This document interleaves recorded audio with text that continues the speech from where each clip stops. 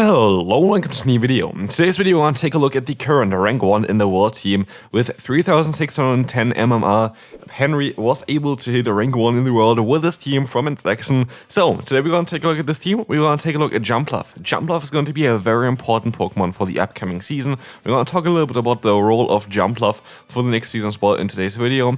But here we're going to take a look at the team first. We're going to have the face-up of Dunsparce. We have in the back the Rage Fist Annihilate. I actually used an elite term in order to get this normal Annihilate, which they used. It's excellent used the Shadow variant in his team, and so it depends on really what you want to have here. Both of them are going to be fine. I actually do think that I like the Shadow one a little bit more as the opponent here forfeited.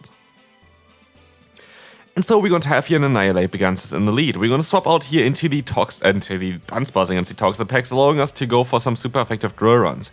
I'm curious if Dunsparce is going to lose its rank as like the best kind of say-so in the current meta, as Bilril is going to be a new rollout user that has also a lot of play, especially against like those water Pokemon in the meta, like Feraligatr, as it's going to be able to resist those water type damage with the typing that it has. So we're going to have here them drill runs coming through. As you can see, we're not going to be able to knock them out in time. But we don't really fear too much here in this matchup. We're going to just swap out into our Annihilate and we get some nice energy lead here with the Annihilate to get the opponent to forfeit again, I think. So why did the opponent forfeit there? They already had showed the first Pokemon, which was an Annihilate, which was energy down, so we would be able to win that matchup. And I'm fairly certain they're going to have a Diggersby in the back, as a lot of people are running currently the core of Toxapex and Diggersby in the back, which is a very, very strong core. Here we're going to see the Annihilate swapping into us. That is actually not too bad for us. The reason for this is we were able to now, kinda at least get some damage onto us already beforehand. And we have still some area stored here on our Jumpluff. We have to be a bit mindful here because Ice Punch might be a thing on Annihilate.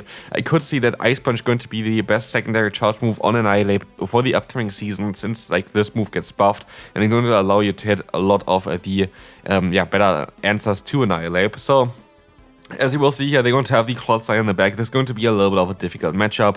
We're going to still try our best here with Rages. We're also going to have a little bit of a longer video here today, just because I want to showcase a little bit more battles. If you enjoy longer videos, then feel free to let me know down below. I would really like to hear your feedback. Of course, I always kind of try to see on what is best for you guys. And if you think like longer videos are a little bit better for you, or if you like shorter videos, just let me know down below. But anyway, let's take a look here at this matchup. We're going to have the Rages coming up against the Clodsire. I think our only way of winning this if we can catch a move here, which we couldn't. Sadly, the opponent did not go for the Earthquake against our Jumpluff, and this is going to sadly, seal the deal here. We're going to lose this battle, but we can still move on to the next opponent. And we're gonna match up here against my nemesis. Honestly, Low Kicks is one of those Pokemon that I really don't like to battle against. Is there a Pokemon for you that you really despise battling against? For me, it is Low Kicks. I don't know why this Pokemon is so annoying for me, but I just don't really like playing against this Pokemon. In comes the Diggersby though, and we're going to be able to retaliate now with our Annihilate. The typing of Annihilate is kind of great here because you're going to be able to double resist the fast move, but we still decide to use a shield. A Scorching Sands does around 50% of our health. It is not going to knock us out, but basically afterwards it kind of puts us into a range where a Fire Punch might be enough to knock us out.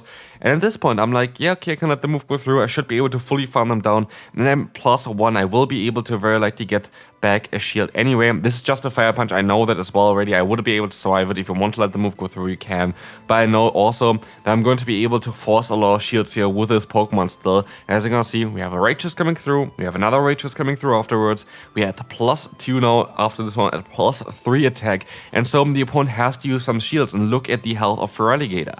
This is perfect because it's going to allow us to put them into a range for one drill run, I want to say. But I forgot that I also had energy on my Jumpluff. Luckily, we're going to be able to survive one hit here with our Jumpluff, and we can swap out now into the Dunsparce, and the opponent decides to quit this game.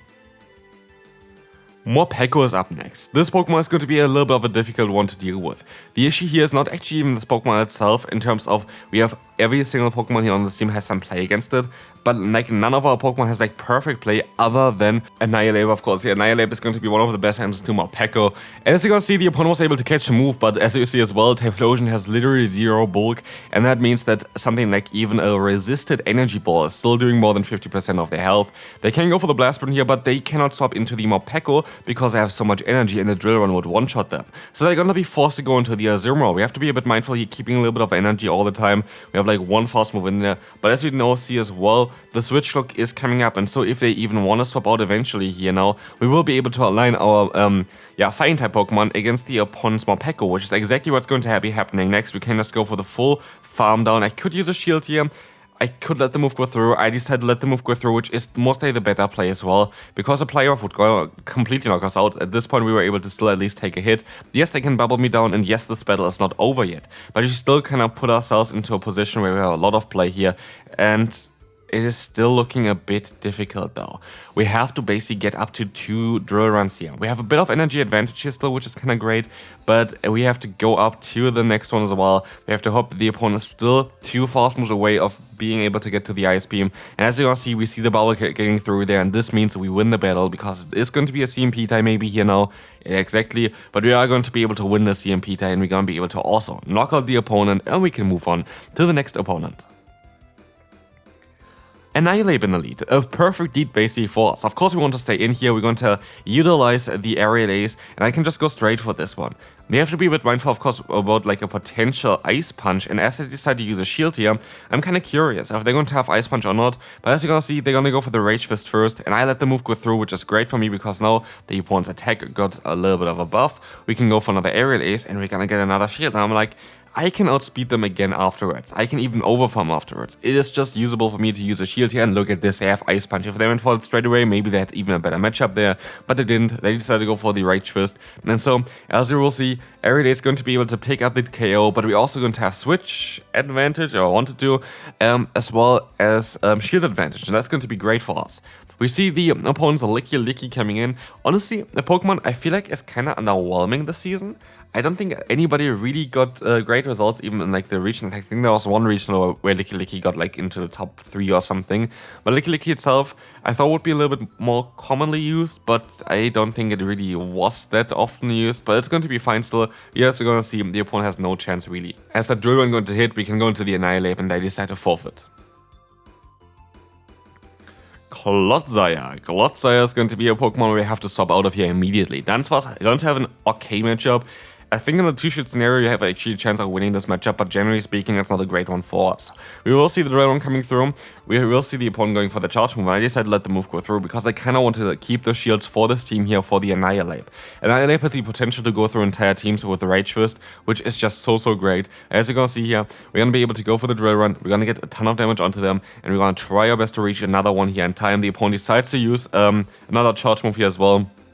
It is going to be the Earthquake, and we're going to swap out into the Annihilate, trying our best here to go for the full counter down. It does not work. We have to use the shield here. I don't really want to take an Earthquake on our Pokemon. It's going to be the Earthquake as well. And so we have a ton of energy, and it's going to be a Mandibuzz in the back. We have to be a bit careful here as well. The close comment is coming through. I hope that they let the move go through, but they decided to use a shield here, which is very smart. I'm forced to swap out of here. I'm forced to catch the move, and for the opponent, it's going to be now a very easy choice. They just have to go basically for those aerial aces, and as they're gonna have the Dunsparce coming in here, we're going to see that we can now go ahead and get that energy ball off. This is gonna drop the opponent's defense, giving us a little bit of hope here again, because what we can do next is we can let the move go through. It's going to be the Rock Slide.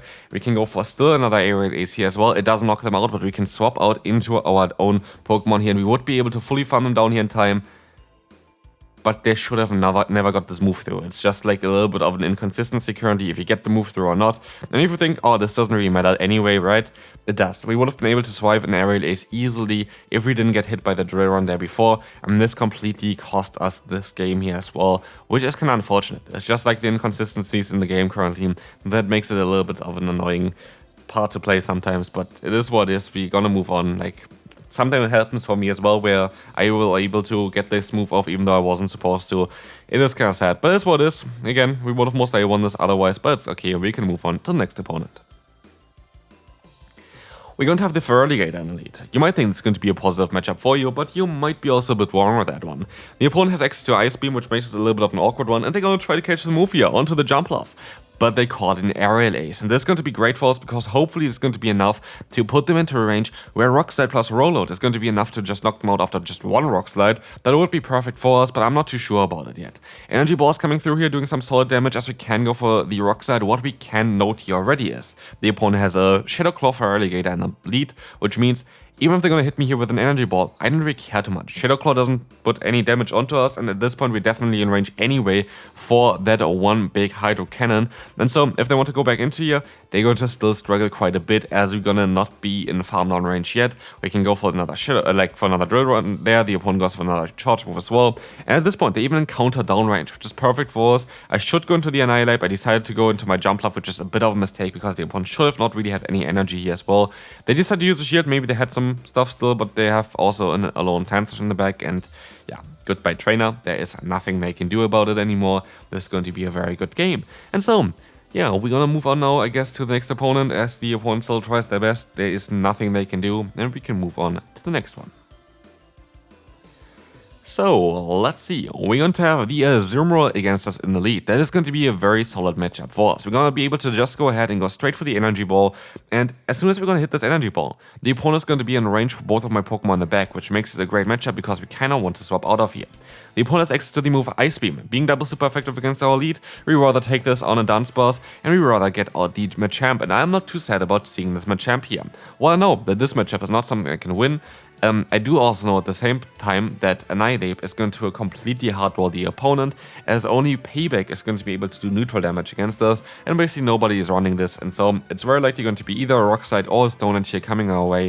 It is going to be the Rock Slide, totally fine. We're going to be able to go for the full farm down, and in comes the next Pokemon, which is going to be, let's find out, maybe the Azumarill? Let's find out, it's going to be the Azumarill. We're going to be able to go for a little bit of Nova Farm, go for Rage Fist, even if it doesn't knock it out, it's never going to knock them out here from this range yet. We're going to put them into farm down range, and they swap out into the coastline. This is going to be a bit of a tough one. We have to be very, very careful here.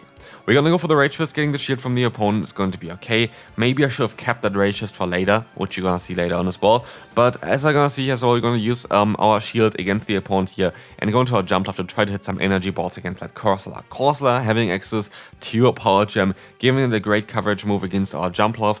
We're going to try to rely here that the opponent decides to go for a shield against the Aerial Ace. We have to kind of hope for that one.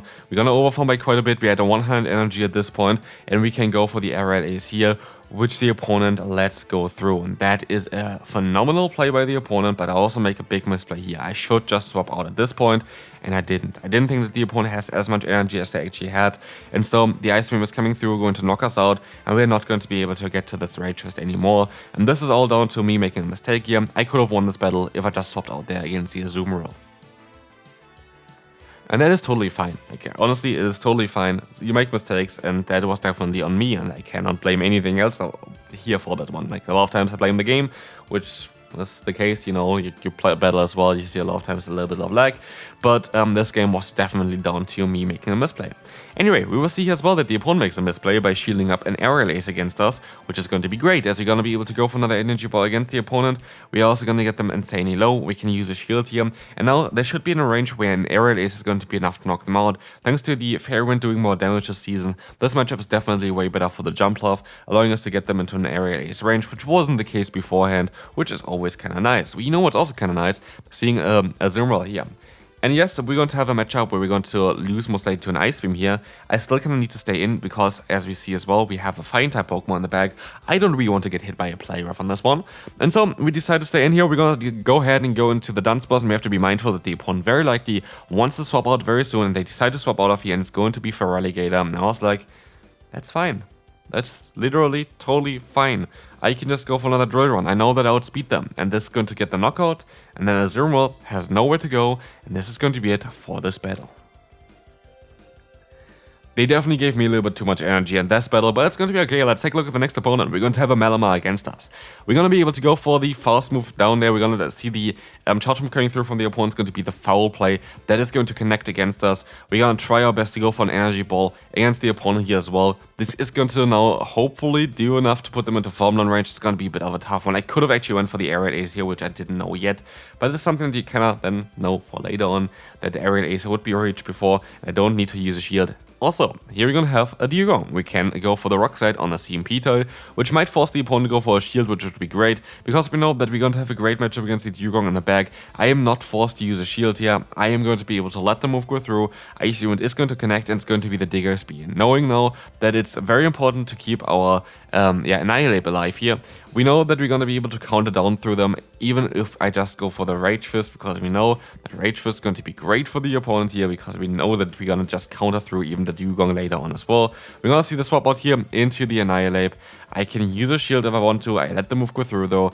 It is going to be the Scorching Sands again, and I'm going to try my best here to go ahead and use another shield maybe. I actually let the move go through. It is going to be that Scorching Sand again, and I'm kind of misplaying here by quite a bit, which is really annoying, which is really, really sad. But I can go for close combat, which the opponent didn't expect apparently.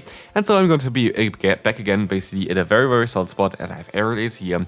I'm going to be able to definitely win this battle now, because the opponent has nothing against an Aerial Ace here as well. And so, yeah, this is going to be a good game. Yeah, very, very interesting how I played this one, but it worked out, and so I guess it's totally fine, right? Next opponent, we're going to have the Feraligatr against us.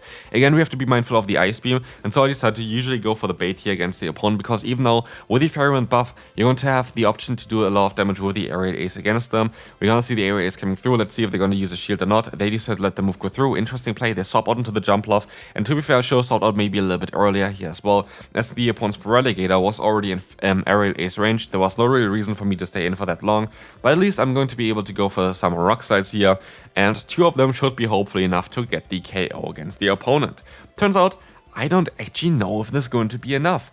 And so, let's see if this is going to actually work for us. Energy Ball is coming through, we're going to get the defense drop on us as well, 10% chance. All fine though, we will see the rocks are going to connect, and it's not going to be enough. And so, they swap out into the Diggersby, and I have my Annihilate, and I question some of their choices here. I should have mostly used the shield here, don't get me wrong, that is definitely a bit of a misplay, and they're gonna get the attack drop. That is actually quite impactful. I decided to go for the close combat just to, see if they're gonna let this move go through, just because they're expecting to go for a bait. But it's going to be at least a CMP time. If I didn't get the attack drop there, I would have played this a bit differently. But now I kind of want to rely on my Jumpluff, hoping that this Pokemon is going to be able to win the battle for us. But yeah, the attack drop really, really sucked there, because counter just does way less damage. I couldn't go for the play that I wanted to go for with the Rage's bait, and then just trying to farm them down, because my damage output was just so hindered. It's a 30% chance, I guess, it is fair. And the opponent even going to be able to catch a move here onto the Jumpluff here. An Energy Ball, great play from them.